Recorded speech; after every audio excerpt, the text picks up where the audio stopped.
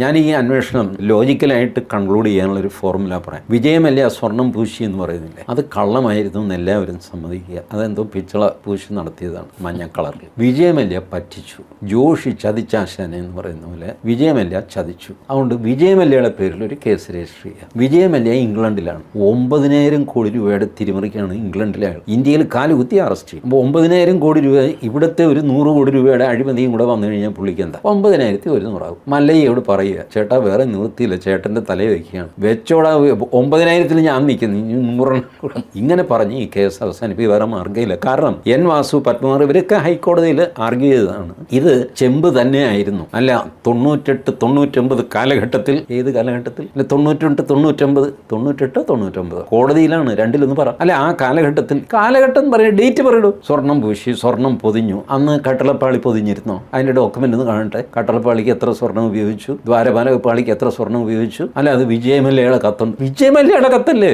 Devaswom record എവിടെ? ദേവസ്വത്തിൽ ഇത്രയും സ്വർണം ഇന്ന സ്ഥലത്ത് പൂശിയതായി വരവ് വെച്ച് ചെയ്ത് 24 കാരറ്റ് അല്ലെ 22 കാരറ്റ് എന്നൊക്കെ പറഞ്ഞ് സർട്ടിഫൈ ചെയ്ത് തിരുവാഭരണ രജിസ്റ്ററിൽ വരണ്ടേ? എവിടെയാ സാധനം? അതില്ല. ഇത് ജാമ്യാപേക്ഷയിൽ ജസ്റ്റിസ് ബദറുദ്ദീന്റെ ജാമ്യാപേക്ഷ വായിച്ചു നോക്കുക. They don't have a record. അവർ സാക്ഷിയെ ഹാജരാക്കിയ SIT 5 6 സാക്ഷികളുടെ മൊഴി. സത്യത്തിൽ ബദറുദ്ദീൻ അന്ന് വാസുവിന് ജാമ്യം കൊടുക്കേണ്ടത്, വാസുവിന് മുരാരി ബാബുവിന്. അദ്ദേഹം ട്രയൽ കോർട്ടിൽ നിന്ന് വന്ന ആളാണ്. ഇതിന്റെ ഇമ്പോർട്ടൻസ് പുള്ളിക്ക് ശരിക്കറിയാം. പുള്ളി എന്നിട്ടും ജാമ്യം തള്ളി. ദൃക്സാക്ഷികളുടെ മൊഴി വിശ്വസിച്ച്. സ്വർണം പൂശുന്നതിന് ദൃക്സാക്ഷി മൊഴി എങ്ങനെ വിശ്വസിക്കാൻ പറ്റും? ഇയാൾ അവിടെ പോയി വായി നോക്കി നിന്നു. ഇതല്ലേ? അല്ലാതെ ഇത് പൂശുന്നത് സ്വർണ്ണമാണെന്നോ പൊതിയുന്നത് സ്വർണ്ണമാണെന്നോ ഈ തകിട് എത്ര ക്യാരറ്റ് ഉണ്ടെന്നോ എന്ത് വെയിറ്റ് ഉണ്ടെന്നോ വല്ലതും ഈ വായി നോക്കിക്കറിയാമോ? ഞാൻ അവിടെ ഉണ്ടായിരുന്നു സന്നിധാനത്ത്. ഇങ്ങനെ നേരം തട്ടാമാരിരുന്ന് പണി ചെയ്യുന്നു, ചെറിയ സ്വർണത്തിന്റെ സൂചിയൊക്കെ അടിച്ച് കയറ്റുന്നുണ്ട്. ഇതാണ് ദൃക്സാക്ഷി. ഇയാൾ പറഞ്ഞ് വിശ്വസിച്ച് ട്രയൽ വന്നു കഴിയുമ്പോൾ വാസുവും പത്മകുമാറും ഒക്കെ ഇത് വാദിക്കും. There is no tangible record. പക്ഷേ അങ്ങനെ ഒരു റെക്കോർഡ് ഇല്ലേ?